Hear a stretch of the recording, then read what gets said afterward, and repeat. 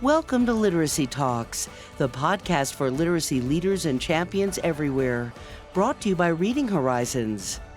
Literacy Talks is the place to discover new ideas, trends, insights, and practical strategies for helping all learners reach reading proficiency. Our hosts are Stacy Hurst, a professor at Southern Utah University and Chief Academic Advisor for Reading Horizons; Donell Pons, a recognized expert and advocate in literacy, dyslexia, and special education; and Lindsay Kemeny, an elementary classroom teacher, author, and speaker. Now, let's talk literacy. You're listening to Literacy Talks, and today is an episode that's going to be a little different. It's personal, it's important, and it's a story that's been a long time in the making. The heart of another is a dark forest, always, no matter how close it has been to one's own.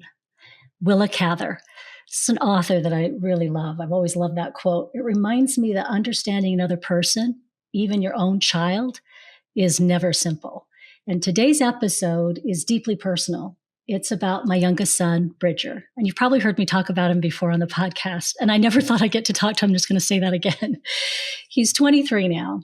He's a writer, a storyteller, and one of the most creative, thoughtful people I know. But his path hasn't been easy.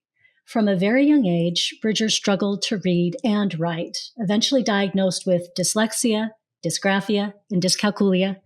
School was often a painful mismatch for how his brain worked. And yet, from the moment he could speak, he was telling stories. And in fact, when Bridger was 2, he would begin almost every conversation with this phrase: "I'm going to tell you something that you don't know that is mostly true." I kid you not, that was the phrase. And no matter what followed, people listened. He had that kind of presence, big brown eyes, a contagious smile, and an ability to spin a story so detailed and alive, it could go on for an hour. I guess I'm hoping for the same kind of magic here today, even though I'm not 2 and I don't have the eyes or the charm. But I do have something to say. And more importantly, today you'll hear him say it. This episode is a conversation. It's a mother and a son talking about what it was like to grow up in a system that didn't always understand how he learned and how he learned to understand himself anyway. Along the way, we'll talk about the teachers he missed it, the stories that saved him, and an author who becomes a mentor through the pages, Brian McDonald, who helped him see his difference as a gift, not a flaw. Before we begin, I want to read a short passage from something I wrote years ago in the preface to a book I never quite finished. So that might be a topic of conversation for Bridger and myself today, is why I didn't finish that.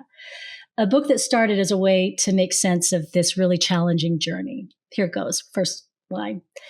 "Actually, I think being the mother of a child with dyslexia makes you think about a lot of things, like why learning to read is so critical to academic success and why not learning to read is so prevalent, yet still shrouded in secrecy and a certain sense of personal failure.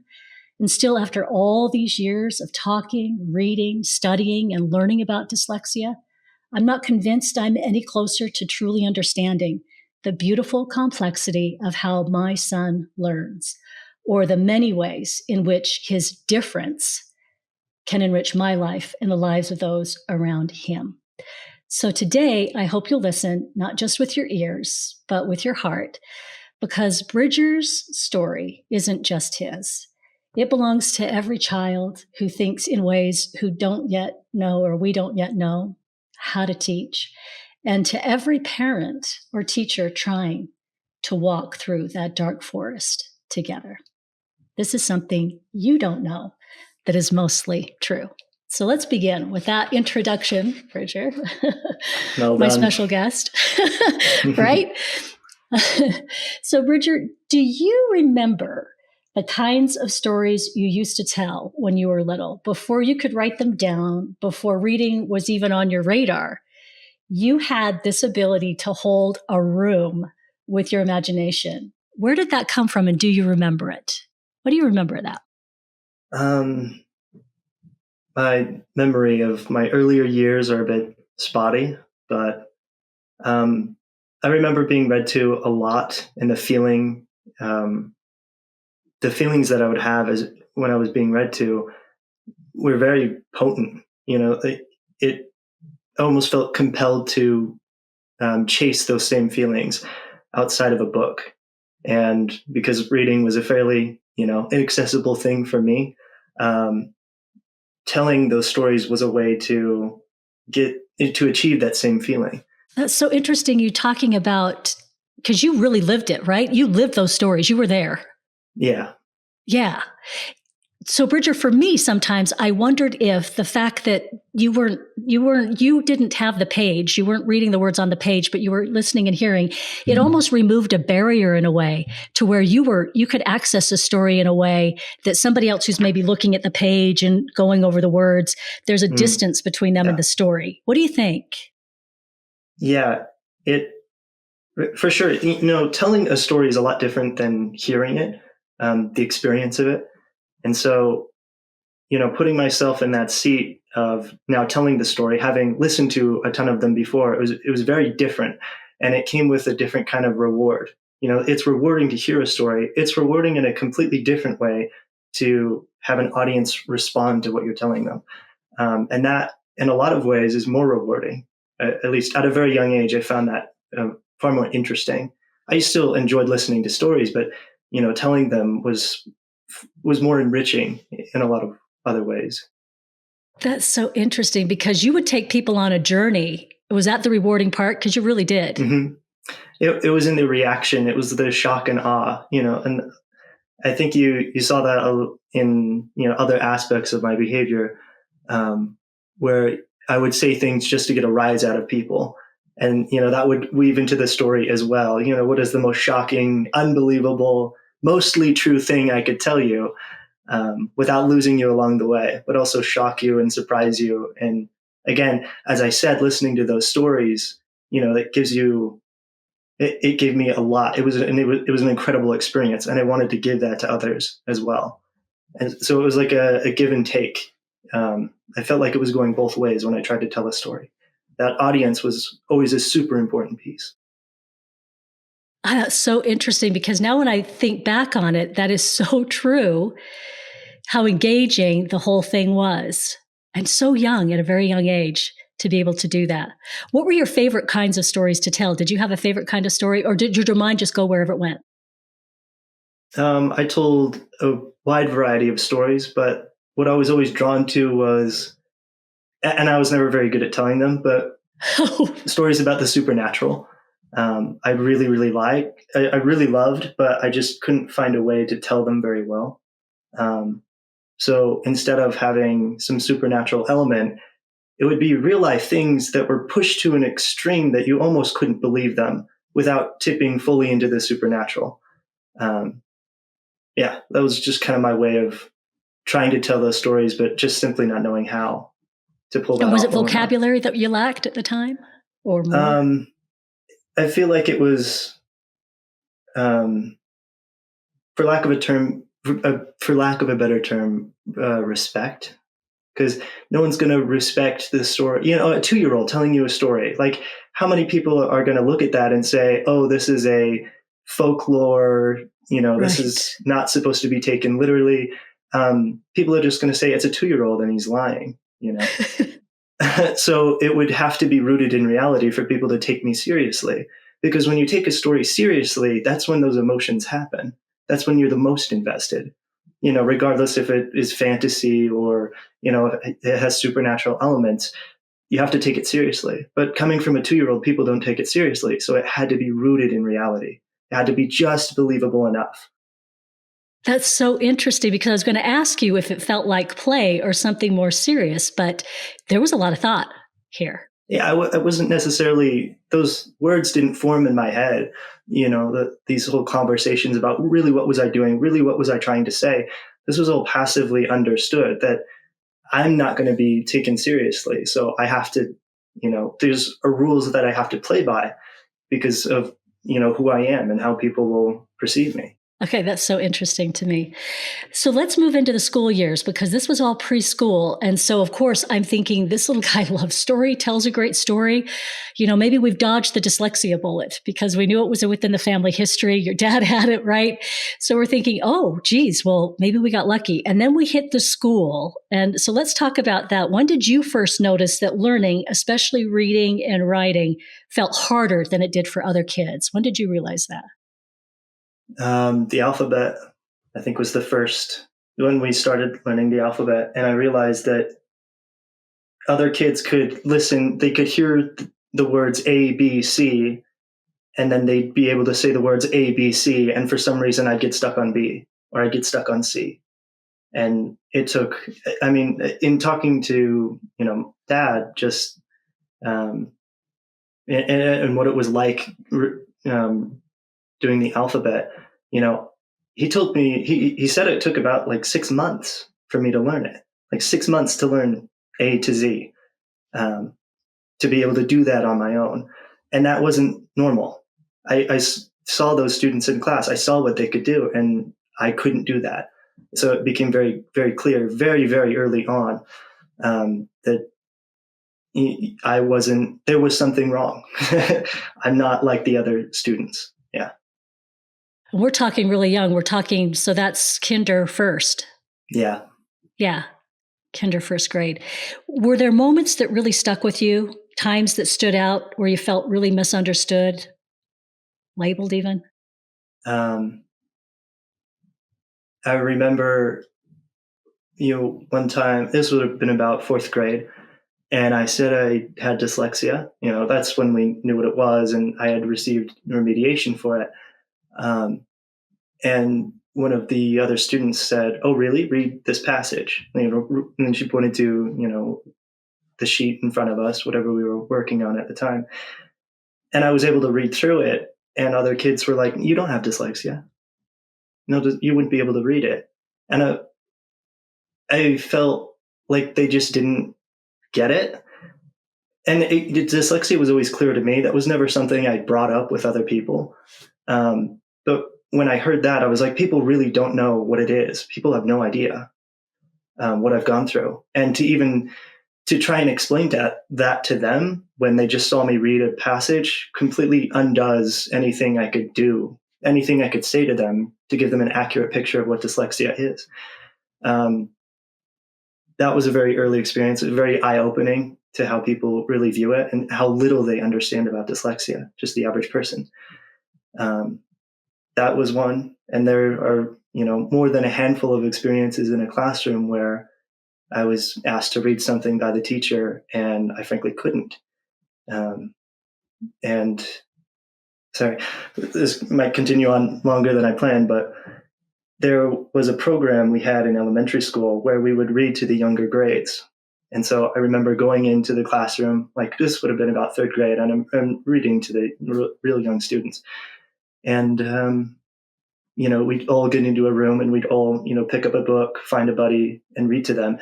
And I would mumble through the noise of this room. We were all reading in the same room, and it was just a droning hum of other kids reading. And I would just mumble along and get lost in it. And eventually my partner would stop paying attention because I couldn't read to them.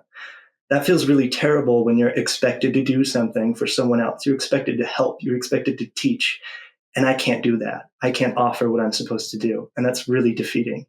That one stuck with me for a long time. Yeah. So at this point, your teachers know you have dyslexia. At this point, you've got an IEP, it's stated, but clearly they didn't know. Was there ever a teacher that knew? What was that like with teachers? What was that experience like? Did a lot of them not know? A lot of them didn't. Yeah. Unless I said dyslexia, they wouldn't, they'd never say it. And even after I would say dyslexia or dyslexia was brought up, or they looked at my 504 later on, it was always a battle to get accommodations. That was never, I think maybe one time in all throughout high school or middle school and elementary school, one time in all that span, did one teacher actually take me aside for accommodations on a test for extra time. only one time where they took the initiative to actually do it. Yeah. So no, the teachers did not know or care or knew what they were looking at. Yeah. Did you have one, even one, just the one that took you aside for the accommodations? Did you have anyone that really understood or made it plain that they understood? I don't remember what it was like in second grade, but I heard you talk about my second grade teacher as someone who, the one who caught it. But I don't remember what it was like with her. That's a little bit too far back. But beyond that, I really can't tell you. It's really felt like no one really understood past that point. That's so interesting when we think about the school experience with dyslexia. So something I wrote years ago, Bridger, was about, as your mom, how I felt misunderstood. So I'm going to read that little bit here, and then I won't read anymore, I promise. But it's just this little section. I'm tired of being misunderstood as the mother of a child with dyslexia or a learning disability or slow processing, because apparently it's all the same thing, and it's used simultaneously to explain why my boy struggles to read. Do you think parents and kids both feel that sense of being misread? I think we both do, listening to you talk. What do you think? It's hard to approach it because, again, I'm not, a parent and I don't have a child with dyslexia, but, if your child's getting this misunderstood when they're the one who has it, I can't imagine what that's like from a parent's perspective and how that relationship must be like, because it's shared. That misunderstanding is shared. When your child suffers, you suffer, right? And if that suffering is being misunderstood, you as a parent are being misunderstood. It goes both ways. That's so interesting. It's got me thinking about our experiences and how we kind of both were having. As a parent, I on my end am trying to work with an educator that doesn't understand, and you on your end are the student in the classroom where the educator doesn't understand. And in different ways, we're both engaging with a system that doesn't get how to work with us, right? On your end and on my end. That's so interesting to think about. And how much of that impacts and stays with people in families, right, that might have more than one child with dyslexia. Your dad's experience with school certainly impacted the way he felt about coming to your school, didn't it? Yeah, how comfortable, uncomfortable he was to be in the school. That's really interesting. Okay, I'm going to jump into something that for me is a really positive subject, and it's a fun one for me. It's how so we talked about the fact that when you were young, you were very into story, and it was oral storytelling. And then as you got older, it was interesting because you found ways to engage with story. You would put together these books and I don't know if you remember this, Bridget, you were pretty young, but you would staple together large reams of paper, like stacks. That's all you wanted was a big old stack of paper for a printer. And then you would mess around with paper and make these books of your own. And you would write story, but you would be writing phonetically, obviously best to your account to write, so that I would then have to try to read it back to you. Do you remember any of those? Yeah, I remember a few times. Yeah. Okay. What was my favorite was that when I was reading it, because obviously some of it was phonetic spelling. So I was trying to guess at and you would go, nope, that's not it. Because I would read it incorrectly. That was the best. So you engaged with story all through the way. And then thankfully we didn't kill story in you, because I worried about that, Bridge, with all those experiences in school that would kill the story right out of you, right? Your desire to even tell or be around a story. And thankfully you held on to that, which I am so grateful for. And a few years ago, you found a mentor in the work of someone named Brian McDonald. And he's a screenwriter and a story expert, really, who's also dyslexic. And I don't know that you told me that when you first started reading him. And then maybe you told me later. But tell us how you discovered his work. I wanted to improve in writing, and I started a little writing club with me and a buddy. And this is in high school. So a few years ago. And he had mentioned on the offhand this podcast, the You Are a Storyteller podcast. And I thought, sure, I'll check it out. And, he was singing high praises for it. So I was like, okay, sure, I'll check it out. And, the first episode I clicked on, I was like, this he's making a lot of sense. It was Brian talking to his co-host, and I'm like, everything he's saying is making a lot of sense, and it's speaking to ideas that I already felt were true. I just couldn't give voice to them. I didn't know what it was called. And then suddenly this person shows up and is saying exactly what I've been feeling this entire time, the things that I've already felt about story. And he's able to say it way better than I could ever, in a clarity that I could never. And yeah, from then it was just, yeah, everything just kind of clicked after that, for story. A lot fell into place. I was really thankful to have it. And so for that podcast, they've had tons of episodes, and I've gone through, each of those episodes. I watched, them at least 5 times each. So, I love it. I go back to it. I reference it all the time. So it was a really great resource. Okay, so tell me this, because you are right. It really spoke to you. What was it about the way he described story that resonated, that made sense? That it wasn't random. It's not just about making people feel something. It's about why you're making someone feel something. That's what story's for. And story as a teaching tool. We're not just making people feel things for entertainment. People find a lot of things entertaining. And I wish that was one of the things I learned earlier on. You mentioned at the beginning of this show that I would tell stories, and it was about the shock and awe, and it was about entertaining, and it was about making people feel something. But it wasn't just for entertainment. I was making people feel something because I wanted to feel something as well. I was trying to share something that I felt was super important. The things that I felt when listening to story, that was really important to me because I didn't get that anywhere else. And so to give that to someone else was, it was super important. It was super powerful. And so I was doing something important, and I knew story was important. And when I heard Brian talk about stories, and that it's not just for entertainment, it serves a greater purpose. It helps people solve problems in their life. It's about survival. And all survival is about life and death. There's emotions that have to be played, that have to be factored in. So when Brian's talking about that, when I first heard him, the understanding the importance of story and what it's truly for, that resonated with me, tenfold. So beyond him being able to explain things in a way that really made sense, maybe for the first time, just the way that he approached talking about story, what did it mean for you to find out he had dyslexia, that he was dyslexic? When I first heard it, I was a little surprised. And then looking back on it, it was like, well, of course.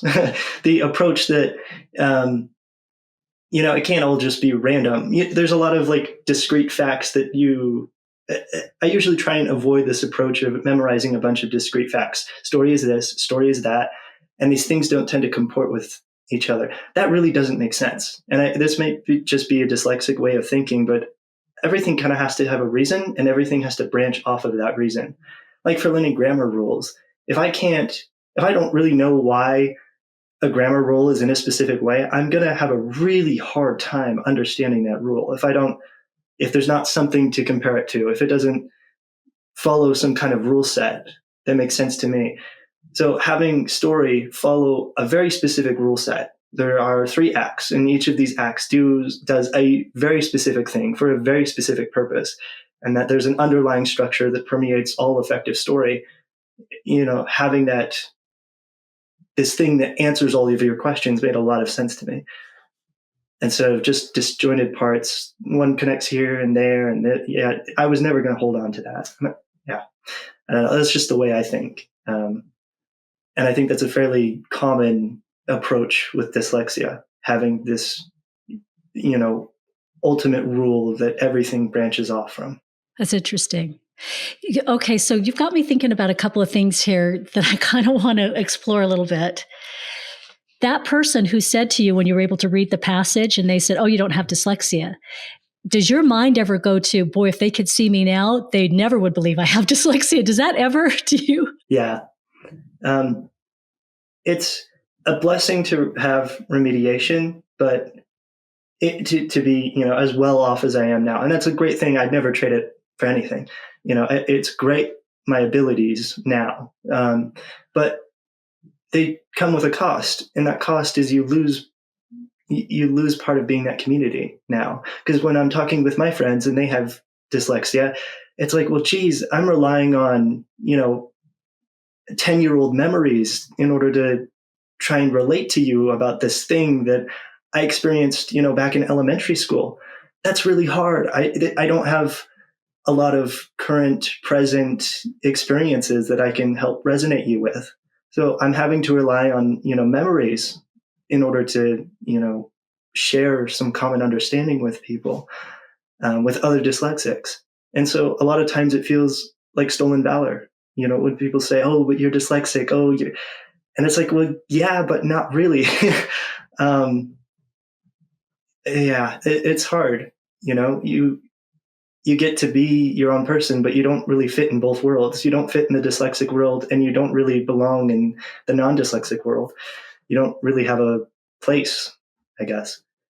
I don't get me wrong. It's great being able to read as well as I do. It's a wonderful thing, and again, I wouldn't trade it for anything. But it's not all sunshine and roses. You don't get to feel part of something anymore. Even if that thing that you were a part of was a struggle, that's something. Yeah, that's so interesting because I hadn't really thought about that. Because your dad is so proud, obviously, of all that you've been able to achieve. And he has said many times, I never thought that I would have a son with dyslexia who reads like this, who writes like this, who wants to write. He finds it incredible, but he also doesn't understand it. And there's a distance between the two of you, isn't there? It's almost like two different dyslexias, isn't it? Yeah. It doesn't feel like we're having the same experience, and we're not. So it's very hard to have that, again, common understanding, the shared empathy for each other. Because he can't empathize what it's like to read at my level. And it's very hard for me to rely on such old memories to empathize with his experience. Yeah, that's so interesting. I hadn't heard you articulate it quite like that before. Huh. That's it. You're straddling two worlds, aren't you, in many ways? Yeah. So obviously your relationship with writing is unique. You love a story. You actually live in story. But the act of writing itself hasn't always been easy. And I'm not even implying that it's easy today. Yeah. When has it been easy? Right?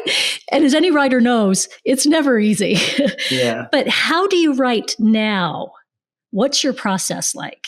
And is it evolving? It is evolving. Yeah. Earlier, in my early years, it would be writing down everything phonetically, and kind of brute forcing it, really. And so I had to take there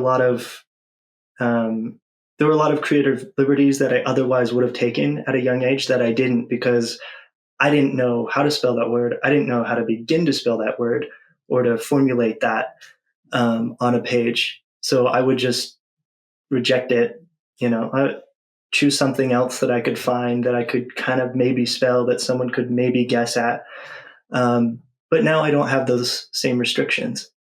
And well, it opened up a lot of opportunities for me. I still find myself trying to perfect it. So I feel like the writing phase for me, most of the writing I do is just notes and refining those notes. It's usually just asking questions. I'll just write down a conversation that I'm having with myself. It's like, why does he do this? Well, because of this. Why does he do that? Because of that. And it'll just eventually lead down a chain. And, 100,000 words later, I've got something that maybe kind of looks like something. But it's a lot of writing and perfecting. Those conversations, that was always part of my writing process. I just couldn't write them down. I was always having those conversations in my head. But now I have the liberty of going back through those conversations. It's like, well, why did I choose that? And I can just go back and find it exactly in my note. Oh, it's right here because I answered the question like this. That was a liberty I didn't have before. So, learning how to read and write gave me a lot of opportunity. And it also gave me the luxury of wasting a lot of time with notes. When I would otherwise just refine this whole entire process in my head, and I wouldn't have to go back and look at the notes or why I did a certain thing. When you don't have the option of writing, it frees you up for a lot of stuff. There's definitely a lot of benefit that comes with that. You don't get paralyzed by your notes as often. you get paralyzed in a different sense. Like you have this one reoccurring question that gets kicked around in your head and you don't save all the drafts from it. And so when it gets to the page, people are like, wow, this is your second draft. This is your first draft. Really? This looks like a finished product. But all of this just happens in the open now. And I think the drawback of that is I get more paralyzed because it feels more finished on a page. My notes have to be perfect now because I'm writing it down. It has to be finished, right? That was always a thing that was ingrained in me from a very young age. If you're at the point where you're writing, it has to be finished.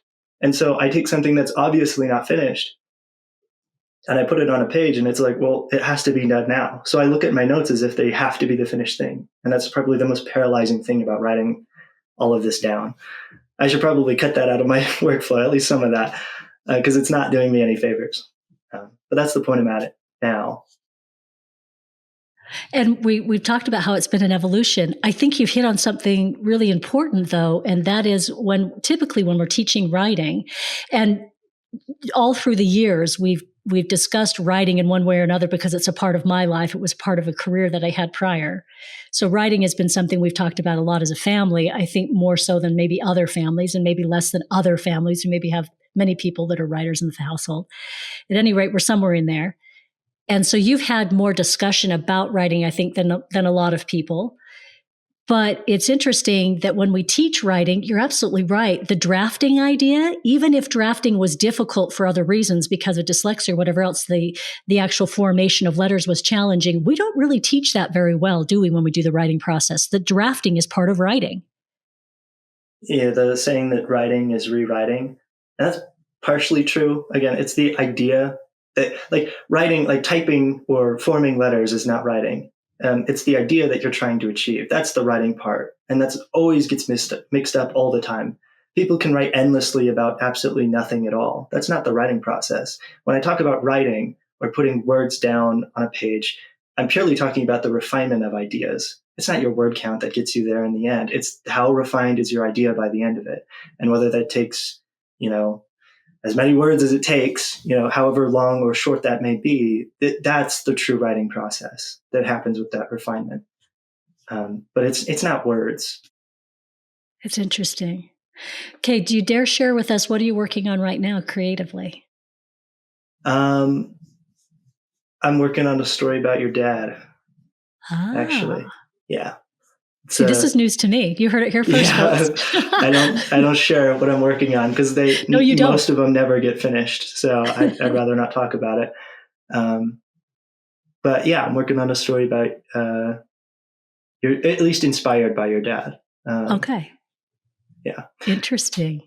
It's a fun one. Got supernatural elements, the thing that I always like. I think I can finally pull it off now. Okay. Hopefully I learned something since I was 2. You have definitely learned something. What's interesting, I want to point this out too, is you're not afraid. This is what I really like. You're not afraid to say, hey, I wrote a bunch of stuff. It didn't really go anywhere, but you've learned something every time you do that. And I think you're okay with that. You seem to be okay with that. Yeah. It took a long time, but the growth aspect of writing, I now value more than the finished product itself. Which is a little backwards because the finished product, it does have great value. But if you only approach it from, I'm only getting something from the finished product, then you're never going to start because you'll inevitably fail a lot more times than you'll succeed. And when those are your odds, the act of getting a finished product and only gaining something from the finished product doesn't make any sense. That's a risk you'd never take. So in order to be okay with those risks, to get back on the horse every time you fail, every time an idea falls through or it doesn't happen, you have to feel like you're getting something out of it. And so that process is always more important. And that's why I don't often share what I'm working on, is because more oftentimes than not, that product always, it falls through and I don't have something finished to show for it. But I always feel like I have to be getting something out of it. Otherwise, what's the point? Yeah. But it took a long time to find that, to actually truly believe. That was always something I heard and I knew and it made sense and I'd say it, but I didn't truly believe it until, 5 years ago ish, when I was like, I was ready to give up writing completely and just, it's not for me. It's not going to happen.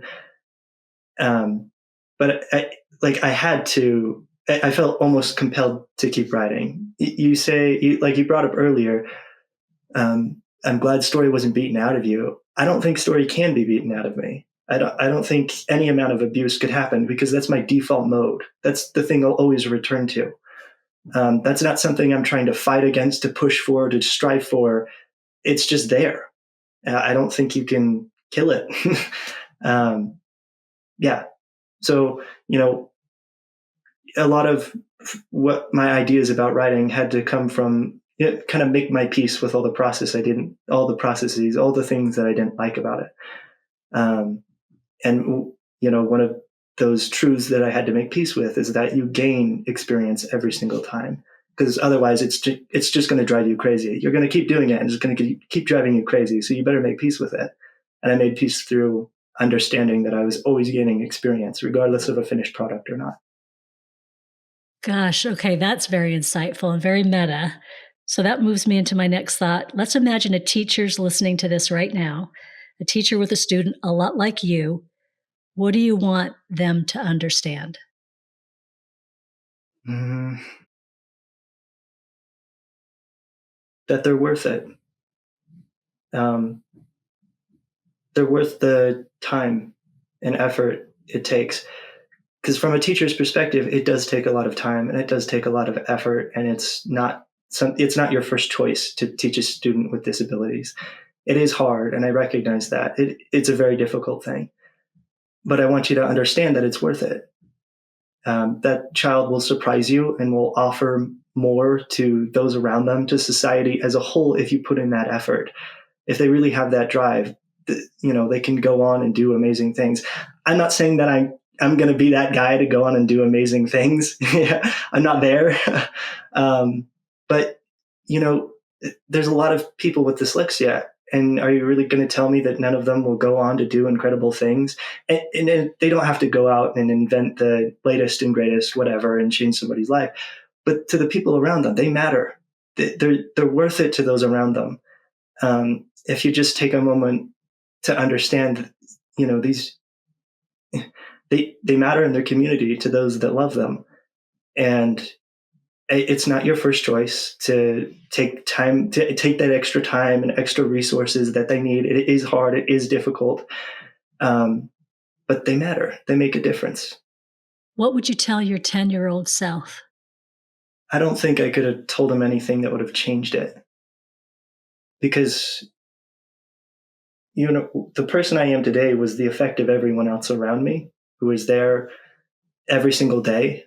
That's what really changed me. It was you, and it was taking me down to the U of U reading clinic. It was getting me the intervention, the help that I needed. I don't think any one moment, I don't think a single moment of me going back and saying something and giving it a piece of advice would have changed that, because I would have to be there. It would have had to be from someone that was there every single day, in their corner every single day. That's what changes them. It's not just this one-off moment. You have to be there again and again and again and again. So I don't think I could say anything, and I don't think it would have changed the outcome. Yeah. It has to be continued. Yeah. See, look at you. What do you wish people understood about dyslexia, or about being a creative person in a system that doesn't always make room for difference? What do you wish more people understood about that? I feel like a lot of that just comes from it feels a little bit like a lack of empathy. Well, it is a lack of empathy, but it's not. I don't mean that to sound like mean. These people don't have the experience of what it's like to have dyslexia. That's totally okay. That's a perfectly reasonable thing not to have an experience for if you're non-dyslexic.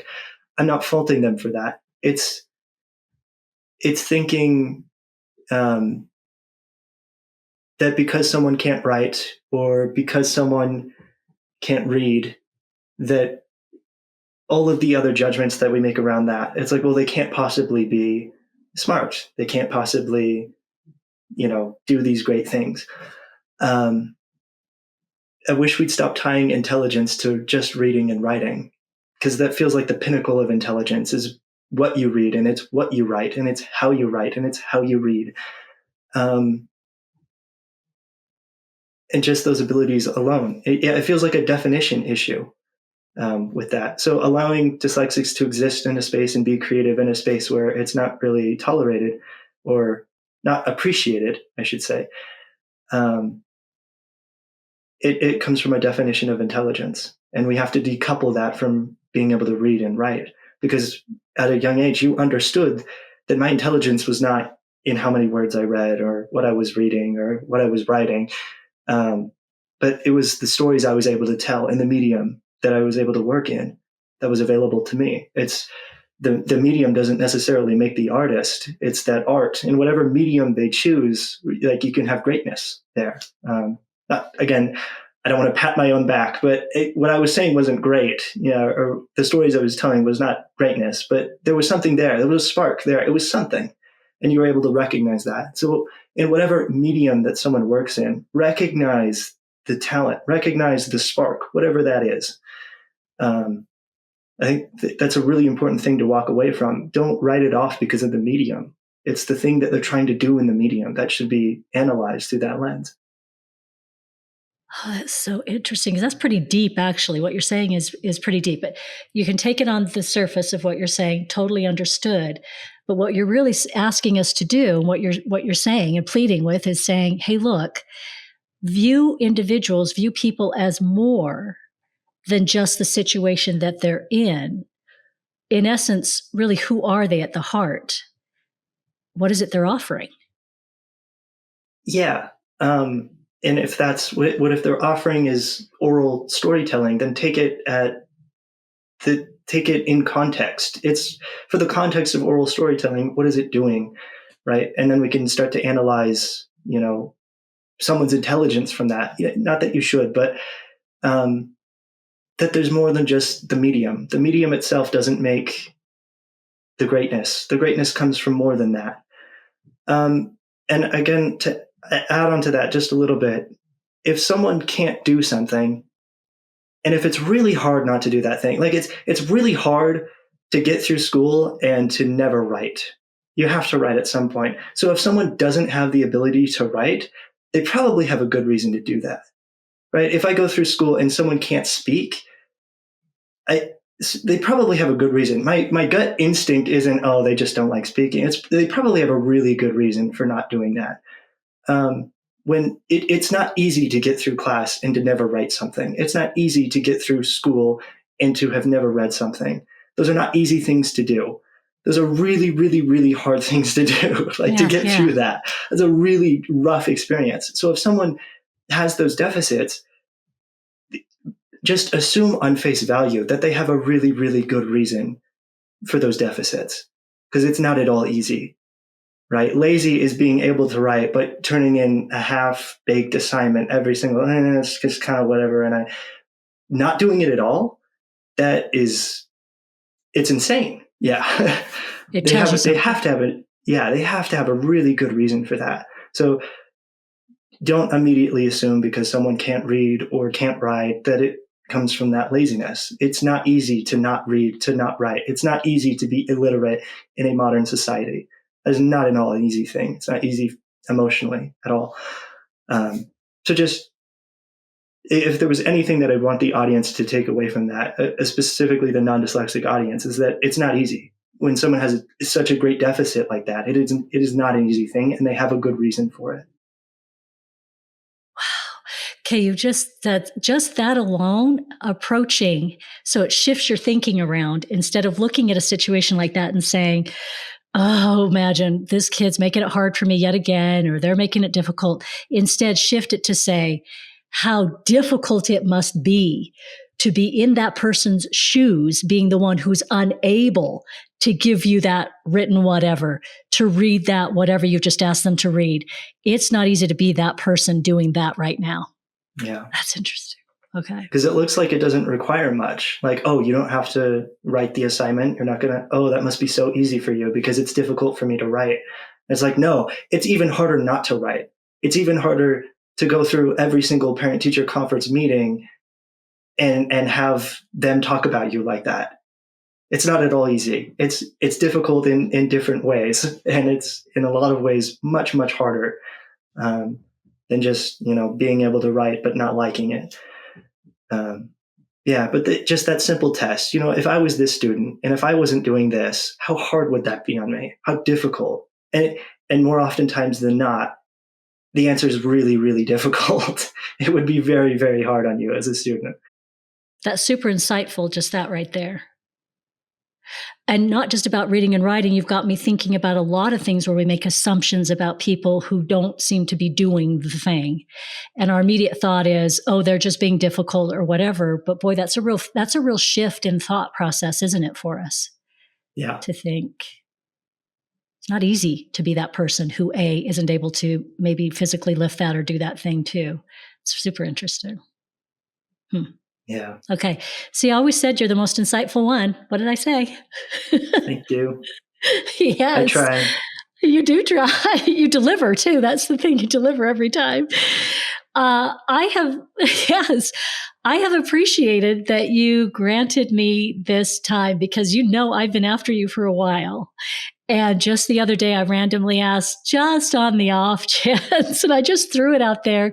Gosh, would you be willing to have a conversation with me? It's Dyslexia Awareness Month. And when you said yes, what did I do? I jumped on it, didn't I? Yeah, you jumped on it. Very excited. I got a fire in your eye.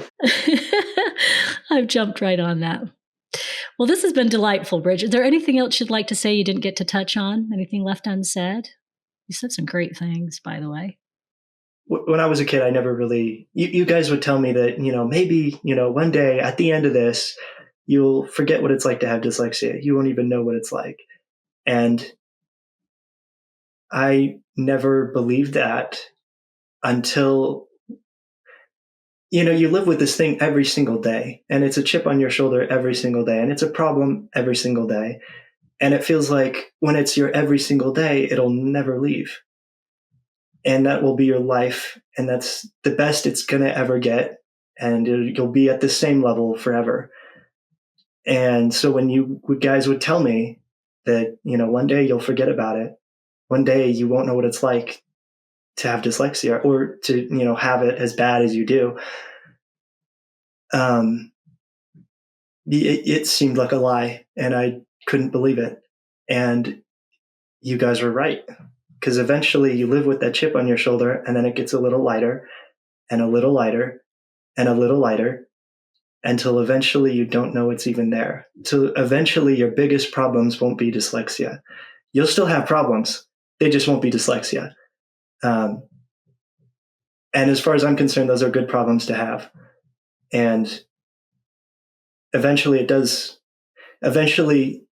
if you work hard enough at it, you won't remember what it's like. That's a really hard thing to convince someone living it every single day, but it can happen. So don't just remember that it can happen. Eventually the biggest problem in your life won't be dyslexia if you keep working at it.